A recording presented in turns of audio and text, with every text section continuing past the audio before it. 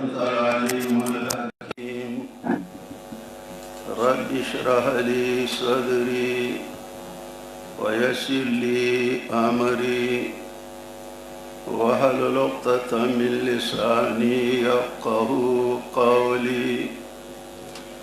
بسم الله الرحمن الرحيم. إنا أعطيناك الكوثر فصل لربك وانحر إن شانئك هو الأبتر.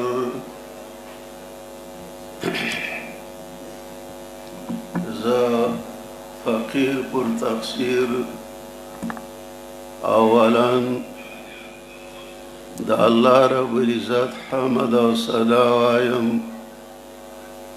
او دا الله تعالی شکر ادا کوم چې کوم تعلیمی کال زمنګ د شوال المکرم نه شروع شوی او سره جبل مرجب ته راورسېدو او الله د فاضلانو له او د استادانو له توفیق ورکو.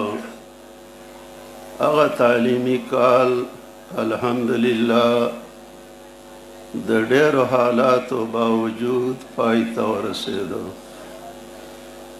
بیا ثانیاً په دویم ځل زه د ټولو فاضلانو ته او فاضلاتو ته او د دې خپلو خپلوانو ته او خصوصا د دې استادانو ته قائد محترم مد ظله العلی جناب مفتی صاحب مد ظله العلی جناب مولانا مفرح شاہ صاحب جناب مفتی اکمل صاحب اور جناب مولانا صابر صاحب مولانا توصیف صاحب مولانا سلیمان صاحب اور مولانا الیاسا صاحب اور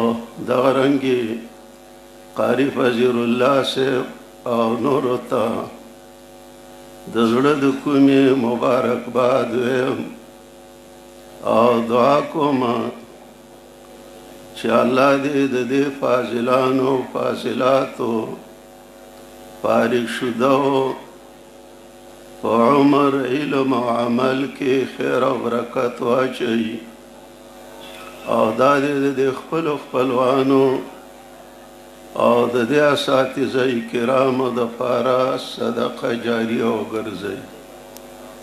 چېرته چې نو الله دې خوشحال او خرب ساتي. ما د قرآن پاک یو مختصر صورت تلاوت کو. څه خبرې به پکې د دې عالمانو او د عالماتو دپاره وي او سبا د نورو عوامو مسلمانانو او د دې د خپلو خپلوانو دپاره وي. وروستو به نور مشایخ هم سوی بیا به ختم البخاري هم کیږي.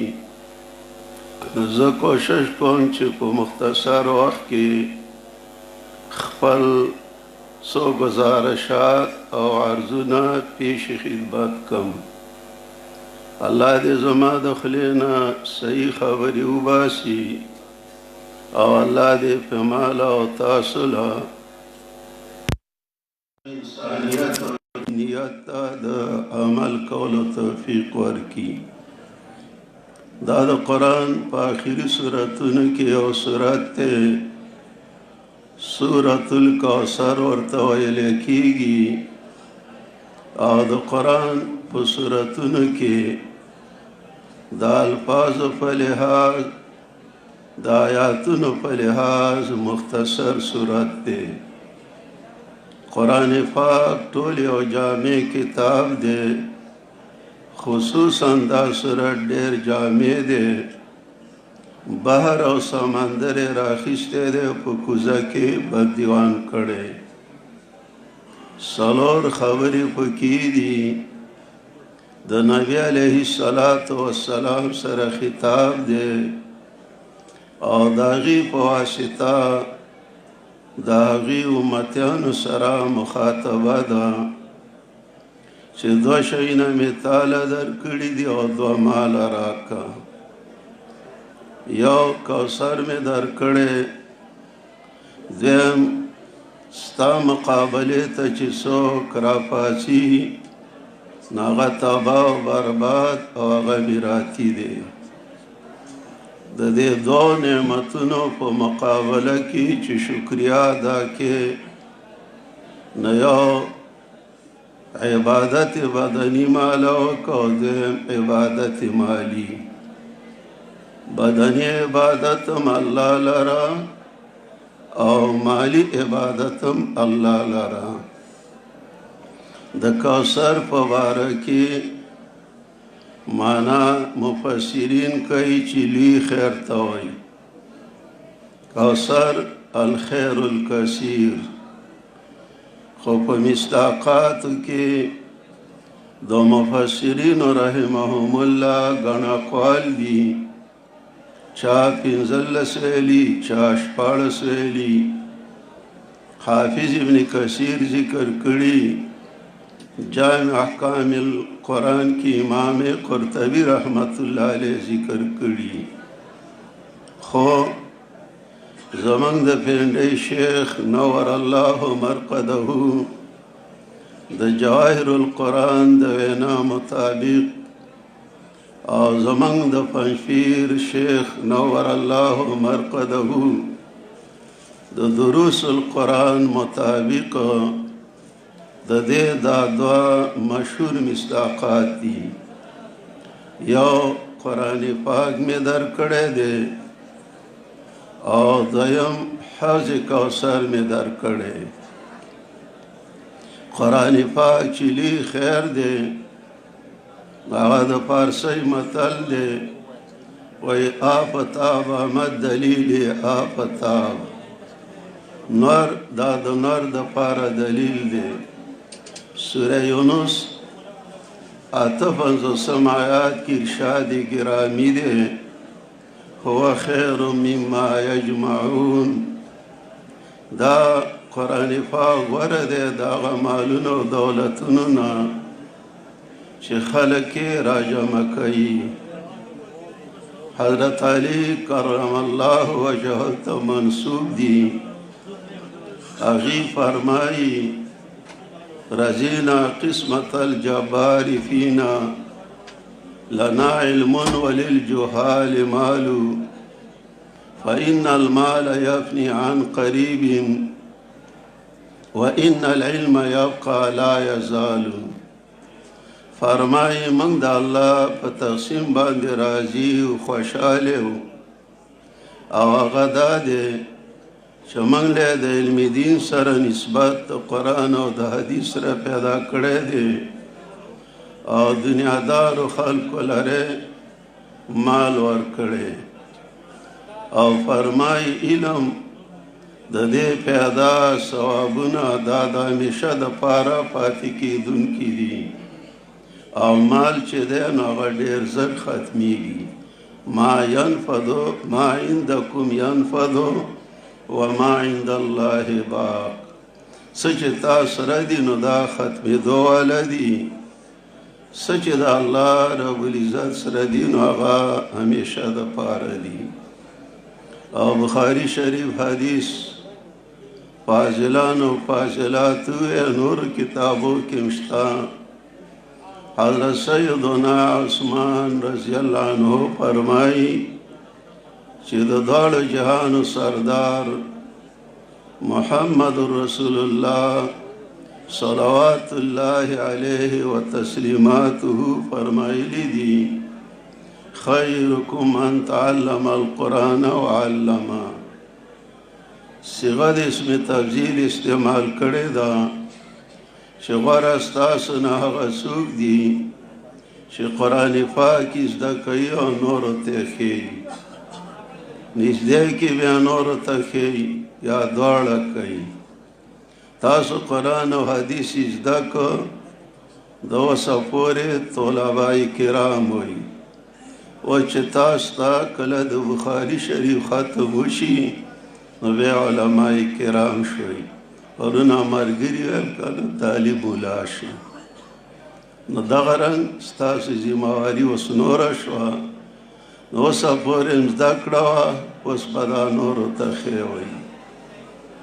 او دویم مصداق د دې حوض کوثر دی. د حوض کوثر په باره کې تاسو حدیثو کې ولوستل چې د هغې اوبه د شودو نه سپینې دي د ګوینه نه خوږې دي او کم ګیلاسونه او جیبونه چې پې پراته دي نو هغه کعده دي نجوم السما ځلانده او رپانده دي او ډېر زیات دي. او نبی اکرم صلی الله علیه وسلم با نفس نفیس د هغې ساقي او ناظري په مبارکو لاسونو باندې به خپل امت ته اوبه ورکوي. الله دې زما نصیب کې او تاسو. یو روایت کې داسې راځي چې من شربه چا چې وڅښلې لم یظمأ الی دخول الجنه د جنت ته تلو پورې به تږی نشي. او بل روایت کې راځي چې لم یظمأ ابدا هیچرې به تږی نشي. په دې دویمې توجیه یو اعتراض راځي چې دا بیا نه تږی کېږي. نو سورت محمد کې چې کوم د جنت څلور نهرونه ذکر شوي دي د اوبو د شرابو د شیدو او د ګوینه دا خو به بیا د دغه نه محرومه شي. نو محدثینو رحمهم الله جواب کړی او ما تاسو ته عرض هم کړی درس کې چې د دې معنا دا ده چې تږی به نه وي خو تلذذن به څښي د خوند حاصلولو دپاره. لکه یو موټر والا هوټل ته گاډی ودروي او وړی وایي بایي شربت راوړه هغه له د امونو یا د بل څه شربت راوړي او ښه پې ولګي نو غږ ورته وایي چې بایي ایک ګیلاس اور لاو یو بل ګیلاس هم راوړه ډېره مزه یې وکړه. تږی نه تږی پایو تندې پایو ماته شوي. دغه رنګ د جنت د نهرونو نه چې هغې کم څښل کوي نو محدثین رحمهم الله فرمایي چې هغه به تلذذني.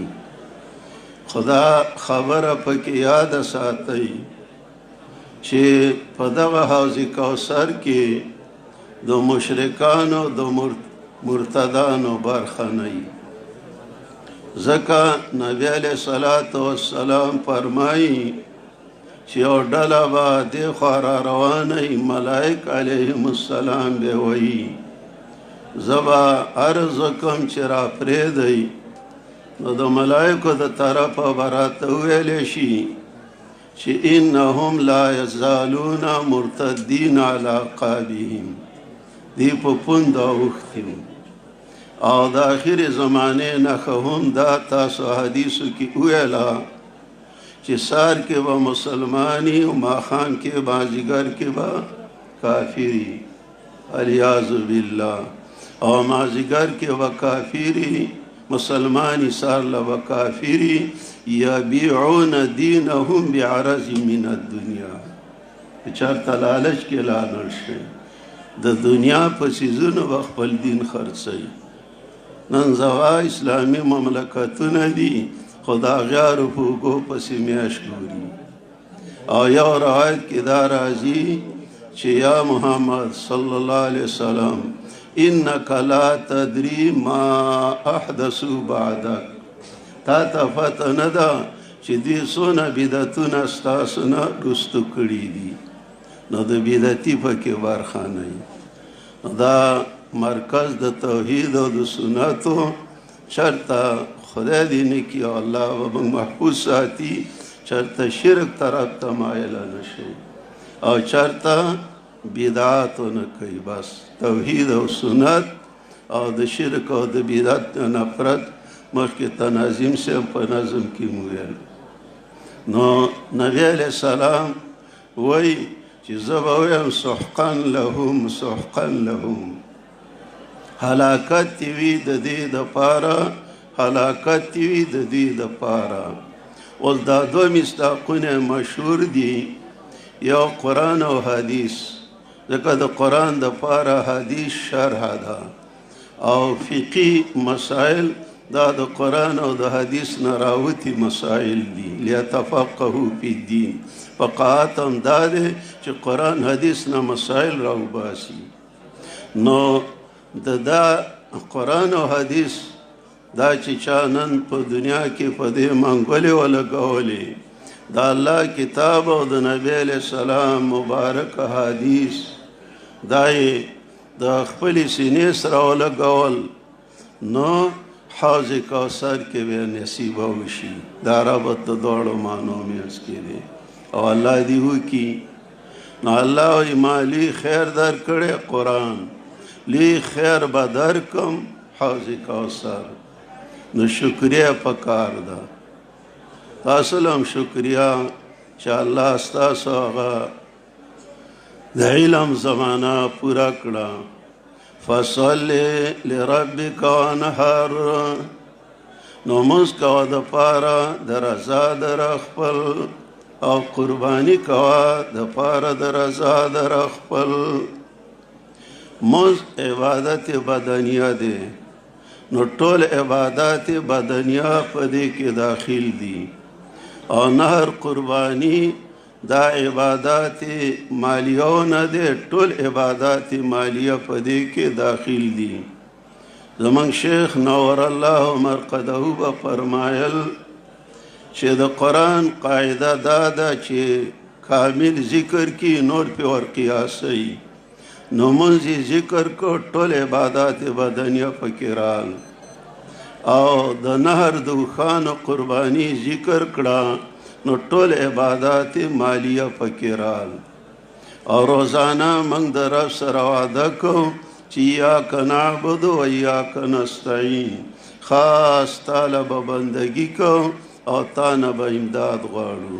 او التحیات لله والصلوات والطیبات، زما د ژبې عبادتونه هم الله لره دي، او زما د بدن عبادتونه هم الله لره دي، او زما د مال عبادتونه هم الله لره دي.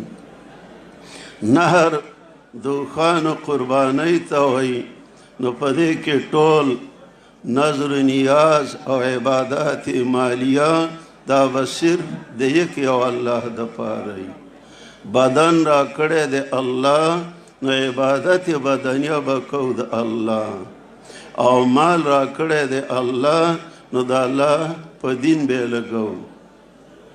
یو اجماعي مسله ده، تفسیر کبیر لیکلی، نشاپوري لیکلی، معارف لیکلی، امداد المبتین لیکلی او نورو. قال العلماء لو ان مسلما ذبح ذبيحة وقصد بذبحها التقرب الى غير الله صار مرتدا وذبيحته ذبيحة مرتد. د ټول علماء اجماعي مسله دا ده چې کلمه گو مسلمان دی او هغه قربانی د غیر الله دپاره وکړه، ګډ ګډوری چرګوړی کټوری، نو دا اسلام نه لاس وینځل مرتد شو، او دا ذبح د مرتد ده. چې القرآن نور الله مرقده به فرمایل چې د مور سره نکاح کول دا قرآن کې صرف یو آیات کې دي چې کله سوره څلورمه پاره ختمیږي حرمت علیکم امهاتکم، او د نظر لغیر الله حرمت دا قرآن و ځایونو کې ذکر کړی، او دې کې به ټولې شکرانې او قلنګونه. او زما عزتمندو، نو بدني قرباني به هم زمونږ الله لرئ، او مالی قربانی به هم زمونږ الله لرئ. څنګه چې د سورة الانعام په آخر کې جناب رسول الله صلی الله علیه وسلم ته ارشاد دی چې قل ان صلاتي ونسكي ومحیای ومماتي لله رب العالمین. زما مونځ روژه دا ټول به د یو الله دپاره، یو نفع او ضرر. او بیا فرمایي ان شانئک هو الابتر، نو یقینا تا سره چې بغض کوي نو هغه میراثي دی. د نبی اکرم صلوات الله علیه وسلم زامن پورکوټي والي وفات شوي وو او نونیم درې په ژوند وفات شوي چې د دنیا نه تاسو حدیثو کې ویل صرف فاطمه الزهرا رضی الله عنها ژوندۍ وه او یم شپږ میاشتې پس د دنیا نه رحلت وکړو. کفارو منافقانو به ورته ویل اولاد یې نه وي، میراثي دی. نو الله تسلی راولېږله چې ته میراثي نه، ستا د میشن سره چې څوک دشمني کوي. امام بخاري نن به ختم کوي، لویه هستی وه، خو د هغه سوانیو کې راځي نارینه اولاد چې وفات کېده نو نو که کم عالم نه وي نو دا څه د خفګان خبره نه ده، دا روحاني بچي لږ دي، ټوله دنیا ترې ډکه ده. نو دا دویمه تسلي وله راولېږله. د یو نعمت دا شه چې کوثر مې درکړی، او دویم دا چې ستا سره بغض کوي نو هغه به الله ختموي. لکه ښکاره خبره ده دې مرکز کې زه په زړه مدرسه کې چې ما کوم وخت کې درس کوه لږ ملګري وو. شیخ القرآن رحمت الله علیه سره 1986 هجري ورڅه دپاره 50 کاله وشو، دا ځینې فاضلان به هغه وخت کې وم نه. الله الله، اوس الحمدلله کم حالت ته خبره ورسېده. نو الله ټولې دنیا ته دین ورسو او هغه بدعتیان هغه لاړ په سوړو باندې ونوته. الی سعدین و با جورین و دیرین و محمدین و زامین فیض الباری و افغانا و نورستان ایزن و بنیرین و شطر القاشقاری. الله ملکونو ته د دې ځینه قرآن او حدیث ورسو او د الله به انشاءالله نور هم دغسې کوي. نو بهرحال خبرې رانه اوږدې شوې، نور مشران ناست دي، اخر کې یو څو خبرې عرض کول غواړم. تاسو ما پیژنئ، زه یو فقیر پر تفسیر او نوم مې د عبدالجبار. دا څه خدمت چې 19 کاله وشو نو دا محض د الله په توفیق باندې وشو او د دې زیاهل هم زه نه وم، خو دا بس د رب امتحاني. کله ابوبکر د نبی علیه السلام مقام ته نه رسېده او عمر صاحب د ابوبکر مقام ته نه رسېده، عثمان که عثمان و خو د عمر مقام ته نه رسېد. نو دا سلسله روانه ده. منګه د شیوخو د خپو خاورو ته هم نشو رسېدی، خو د رب یو امتحان به و. سماټ ګډ خدمت یې رانه واخیسته، د بخاري شریف، د نسائی شریف، د موطا امام محمد، د موطا امام مالک او دارنګ پن لپاره قرآن پاک. الله چی نسبت خاک را به عالم پاک، چاته زما غوندې مالان او الحمدلله مشایخ استاسو تربیت وکړو، قائد محترم او مفتی صاحب الله دې په عمرونو کې برکات واچوي، نور استادانو. نو دا درخواست پرون راایستم، دا تاسو اورئ چې د مرکز سبا رابطه نه کټ کوئ. د رمضان المبارک ختم دی، سالانه اجتماع ده، دستار بندي ده، وړه دوره ده چې په ټوله کې نه وي نو کم از کم په بعضو کې خو شریکېږئ او دا څوم چې دلې یاد کړو نو دا دنیا ته ورسوئ. او شیخ صاحب درته بار بار وویل چې د مشرانو سره به هم څنګه ژوند دي، د همزولو سره به هم څنګه ژوند دي او د کشرانو سره به هم څنګه ژوند دي. او دا ورته زه ووایم چې د خپلو مشایخو په مشوره باندې کار کوئ او دا به هم درته ووایم چې دا مشایخ په خپلو دعاګانو کې مه هېروئ. انشاءالله دا مشایخ به تاسو په خپلو دعاګانو کې هم نه هېروئ. ابو هریره صاحب څه چې دعا وه نو د هغه نه زیات احادیث چا نه دي را نقل کړي.